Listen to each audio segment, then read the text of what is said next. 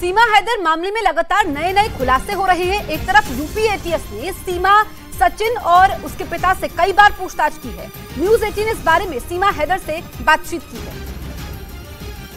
सीमा, अभी भी एटीएस ने क्या सचिन से पूछताछ करी है? सर, इनकी कल से तबीयत खराब थी, कल से हॉस्पिटल थे। हाँ, एक दिन गए थे, तो यही सारी बातें थी सर, जो कुछ शुरू से जो आप लोग पूछते हो वही बातें थी बस सर। सीमा, क्या आपको लग रहा है कि आपके चलते आपके परिवार वाले भी तकलीफ में आए, बार बार पुलिस पूछताछ करती है? सर, ये तो सेम बात है, ये भी आए और मैं भी मैं क्यों सचिन ना बुलाते, मैं नहीं आती, शायद मैं भी कभी जेल ना देखती। तो इनको मेरी वजह से हुई, इनको इनकी वजह से मुझे हुई। तकलीफ तो हो रही है, पर कानून मतलब सही तो होना था ना, ऐसा तो होना था, क्योंकि मैं शायद गलत तरीके से आई हूँ, पर मैं अपने पति के पास आई हूँ सर, ये तो सच है ना। इस बीच सीमा हैदर मामले की पड़ताल के दौरान न्यूज 18 को इस बात का पता चला कि भारत में अवैध तरीके से घुसने के लिए सीमा ने नेपाल और भारत की 8 सीमाओं की जानकारी जुटाई थी। पुलिस एफआईआर के मुताबिक 10 मई को सीमा हैदर अपने बच्चों के साथ पाकिस्तान से नेपाल की राजधानी काठमांडू पहुंची थी। और पुलिस सूत्रों का दावा है कि 13 मई को सीमा हैदर नेपाल से उत्तर प्रदेश के सिद्धार्थनगर बॉर्डर से भारत में दाखिल हुई थी। और जब न्यूज 18 की टीम ने सीमा के नेपाल के भारत में आने की पड़ताल शुरू की, तो हैरान कर देने वाली जानकारी सामने आई। उससे पहले उसने तकरीबन 8 बॉर्डर की ऐसी जानकारी जुटाई थी जिसके जरिए वो पता लगा सके कि वो किस रास्ते से भारत में दाखिल होगी। सीमा ने जिन 8 बॉर्डर की जानकारी जुटाई थी, उनमें उत्तर प्रदेश के महाराजगंज का सोनौली और सिद्धार्थनगर का साका बॉर्डर के साथ उत्तराखंड के चंपावत जिले का बनबसा बॉर्डर शामिल है। इसी तरह बिहार के मोतिहारी जिले का रक्सौल, सीतामढ़ी बॉर्डर और अररिया जिले का जोगबनी बॉर्डर भी है। इसके अलावा पश्चिम बंगाल के दार्जिलिंग का काकर भिट्टा बॉर्डर और सिलीगुड़ी बॉर्डर की भी उन्होंने जानकारी जुटाई थी। उधर पुलिस सूत्रों के मुताबिक पाकिस्तान की रहने वाली सीमा हैदर को भारत से डिपोर्ट किया जा सकता है, यानी उन्हें पाकिस्तान वापस भेजा जा सकता है। और ऐसा इसलिए क्योंकि वो अवैध तरीके से भारत में दाखिल हुई। क्योंकि यूपी एटीएस की जांच के दौरान ये बात सामने आई कि सीमा हैदर ने भारत आने के पहले 5 पासपोर्ट तो बनवाए, लेकिन उनके पास भारत में रहने का वीजा नहीं है। वो अपने 4 बच्चों के साथ पाकिस्तान से दुबई और फिर वहाँ से नेपाल होते हुए अवैध तरीके से भारत पहुँची। कानून मतलब सही तो होना था ना, ऐसा तो होना था, क्योंकि मैं शायद गलत तरीके से आई हूँ, पर मैं अपने पति के पास आई हूँ सर। जांच एजेंसियों को शक है कि सीमा पाकिस्तान की खुफिया एजेंसी ISI की जासूस हो सकती हैं और इसीलिए उनसे लगातार पूछताछ की जा रही है। और सीमा हैदर मामले की पड़ताल के दौरान न्यूज 18 की टीम ने भारत नेपाल मैत्री बस सेवा के एक अधिकारी से बातचीत की, जिन्होंने सीमा हैदर के भारत में अवैध तरीके से दाखिल होने पर जांच की मांग की। उन्होंने ये भी शक जताया कि सीमा ने किसी की मदद से बॉर्डर पार किया होगा, जिसे इस बात की पूरी जानकारी होगी कि किस बॉर्डर पर कितनी चेकिंग होती है।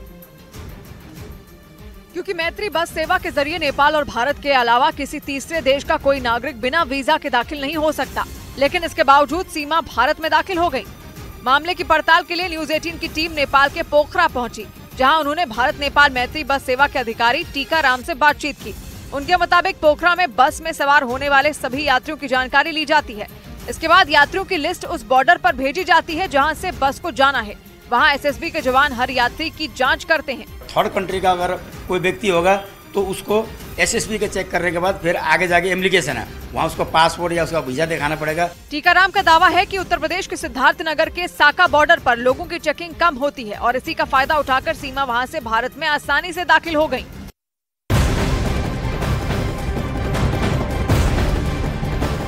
अभी तक सीमा हैदर के खिलाफ यूपी एटीएस को ऐसा कोई सबूत नहीं मिला कि सीमा हैदर खुफिया एजेंसी ISI की एजेंट है। हालांकि इस बात का शक तब और गहरा जाता है जब सीमा हैदर पाकिस्तान की बुराई नहीं करती। पाकिस्तान में बहुत सारे लोग आपको बुरा भला बोल रहे हैं, हिंदुस्तान में भी बहुत सारे लोग आपके बारे में मीम्स बना रहे हैं, ट्विटर पे बहुत सारी पोस्ट हो रही हैं। आपको सुन के कैसा लगता है? बुरा लगता है? हिंदुस्तान में फिर भी आपको बहुत प्यार मिल रहा है। सर, पाकिस्तान के लोग कह रहे हैं कि तुम पाकिस्तान के बारे में, मैं पाकिस्तान के बारे में एक शब्द भी गलत नहीं कहा होगा। जिस कबीले से जहाँ से मैं हूँ, सिंध और बलोच कबीले से, मैं उन्हीं औरतों की बात करती हूँ। मैं ये बात नहीं कहती कि पाकिस्तान गंदा है, पाकिस्तान में ऐसा है, पाकिस्तान में वैसा। मैं पाकिस्तान की कभी बुराई नहीं करी। जो शहर की लड़कियां हैं वो बहुत खुश हैं, अच्छे से रहती हैं। मैं अपने गांव की बताती हूँ, जहाँ मेरी शादी हुई, मैं उस गांव का बताती हूँ। सर, पाकिस्तानियों को मैं रिक्वेस्ट करूँगी कि मुझे इस तरह बिला वजह ना कहें। मैं मोहब्बत में आई हूँ, मैं वहाँ खुश नहीं थी तो मैं आ गई। तो खामखा के मुझे इस तरह गलत बातें, मैं भी यूट्यूब चला रही थी ना वहाँ पे, तो देख रही थी किसी के फ़ोन में, तभी वो यही कह रहे थे कि सीमा पाकिस्तान के बारे में से क्यों कह रही है, सीमा पाकिस्तान के बारे में से क्यों कह रही है। तो ऐसा कुछ भी नहीं है सर, मैं पाकिस्तान को कुछ गलत नहीं कह रही। मैं ऐसी नहीं हूँ कि मैं उस देश छोड़ा उसके बारे में गलत बोलूँगी। हाँ, जो गलत होता था औरतों के साथ वो मैं बोलती हूँ। और नेपाल के पोखरा में न्यूज 18 की पड़ताल के दौरान ये पता चला कि पाकिस्तान से आई सीमा हैदर ने भारत में दाखिल होने के लिए वहां खुद को भारतीय नागरिक बताया था। खुफिया एजेंसी के सूत्रों के मुताबिक अपने बच्चों के साथ सीमा भारत और नेपाल के बीच चलने वाली सृष्टि बस सर्विस से भारत आई थी। और न्यूज 18 की पड़ताल में ये बात पता चली कि बस पकड़ने के लिए सीमा हैदर 12 मई को नेपाल की राजधानी काठमांडू से पोखरा पहुंची थी। लेकिन आरोप है कि बस में बैठने से पहले उन्होंने सृष्टि बस सर्विस को अपनी गलत जानकारी दी थी। बस के स्टाफ के मुताबिक सीमा ने खुद को भारत का नागरिक बताया था। हमने पूछा आपके पास इंडियन आईडी है, उन्होंने बोला हाँ इंडियन आईडी और बैठ गई, चली गई। मतलब झूठ बोल गई? झूठ बोली, क्या बोली वो हमें तो मालूम नहीं है। जिस बस में सीमा सवार हुई थी वो नेपाल के पोखरा से उत्तर प्रदेश के सिद्धार्थनगर से भारत नेपाल बॉर्डर पार करके लखनऊ आगरा होते हुए दिल्ली पहुंची थी। न्यूज 18 की पड़ताल में ये भी पता चला कि बस में उन्होंने 4 सीटें बुक करवाई थी और बस पर चढ़ने के दौरान उन्होंने 12,000 रुपए दिए थे। इस बीच पुलिस सूत्रों के हवाले से खबर है कि पाकिस्तान से आई सीमा हैदर से पूछताछ के समय जांच एजेंसियों को उनके जासूस होने का कोई सबूत नहीं मिला, जबकि शक ये जताया जा रहा था कि बच्चों के साथ भारत पहुंची सीमा हैदर पाकिस्तान की खुफिया एजेंसी ISI की एजेंट है। लेकिन यूपी एटीएस को अभी तक ऐसा कोई सबूत नहीं मिला कि सीमा हैदर खुफिया एजेंसी ISI की एजेंट है। हालांकि इस बात का शक तब और गहरा जाता है जब सीमा हैदर पाकिस्तान की बुराई नहीं करती। मैं ये बात नहीं कहती कि पाकिस्तान गंदा है, पाकिस्तान में ऐसा है, पाकिस्तान में वैसा। मैं पाकिस्तान की कभी बुराई नहीं करी। न्यूज 18 के सवाल पर सीमा हैदर ने बताया कि पाकिस्तान में हिंदू महिलाओं पर अत्याचार होते आए हैं। सर, वहाँ हिंदू महिलाओं पर अत्याचार चलते आए हैं, ऐसा नहीं कि अब हुए, अब दिखा रहे हैं। उधर सीमा हैदर को डर है कि अगर वो पाकिस्तान जाती हैं तो उनके साथ भी वहाँ बुरा बर्ताव किया जाएगा और भारत के खिलाफ बोलने पर जोर दिया जाएगा। और नेपाल में न्यूज 18 की पड़ताल के दौरान ये जानकारी भी सामने आई कि बॉर्डर पर होने वाली चेकिंग से बचने के लिए सीमा हैदर ने नेपाल की राजधानी काठमांडू की जगह पोखरा से भारत के लिए बस ली थी, जबकि नेपाल से भारत जाने के लिए काठमांडू से सीधी बस सर्विस मिलती है। लेकिन इसके बाद भी सीमा हैदर ने भारत में घुसने के लिए काठमांडू से बस नहीं ली। न्यूज 18 की पड़ताल में ये बात पता चली कि काठमांडू से सीधी बस सर्विस होने के बावजूद सीमा हैदर ने वहां से 210 किलोमीटर दूर पोखरा से भारत जाने वाली बस को चुना, जहां पहुंचने के लिए उन्हें करीब 8 घंटे का सफर तय करना पड़ा। खुफिया एजेंसियों के सूत्रों का कहना है कि सीमा को काठमांडू के बस पार्क स्टैंड से ही पोखरा आने के लिए कहा गया था। काठमांडू से उसने एक बस ली रात को और उस बस के सहारे वो जैसे तैसे पोखरा तक पहुंची। खुफिया एजेंसियों को शक है कि उन्हें इस बात की जानकारी थी कि अगर वो काठमांडू से बस लेती हैं, तो वो बॉर्डर पर पकड़ी जाएंगी। न्यूज 18 की पड़ताल में ये भी पता चला कि सृष्टि बस सर्विस की तरफ से व्हाट्सएप पर उन्हें लोकेशन भेजी गई थी।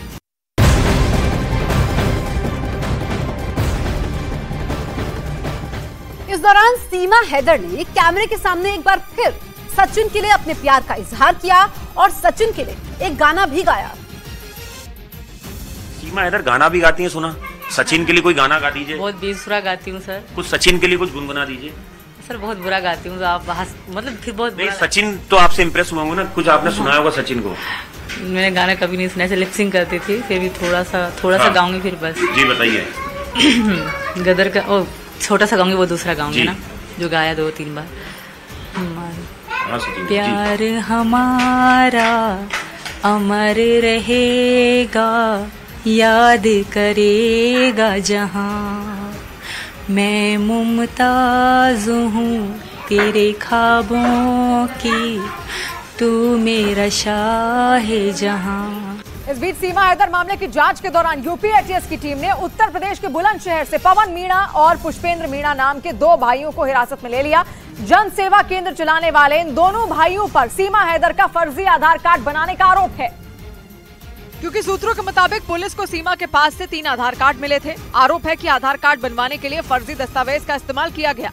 पुलिस की FIR के मुताबिक करीब 1.5 महीने तक सीमा हैदर अबूपुरा में सचिन के साथ किराए के मकान में रह रही थी। और सूत्र बताते हैं कि इस दौरान सचिन ने सीमा का फर्जी तरीके से बुलंदशहर के एक जनसेवा केंद्र से आधार कार्ड बनवाया था। आरोप है कि जनसेवा केंद्र चलाने वाले पुष्पेंद्र और पवन ने सचिन मीणा के आधार कार्ड और दूसरे दस्तावेजों में छेड़छाड़ की थी। इसका पता चलते ही यूपी एटीएस की टीम ने जनसेवा केंद्र चलाने वाले पुष्पेंद्र और पवन को हिरासत में ले लिया। वहीं सऊदी अरब में रह रहे सीमा हैदर के पति गुलाम हैदर ने भारत सरकार से उनके 4 बच्चों को वापस पाकिस्तान भेजने की अपील की। उन्होंने ये भी आरोप लगाया कि उनके नाबालिग बच्चों का जबरन धर्म परिवर्तन करवाया जा रहा है।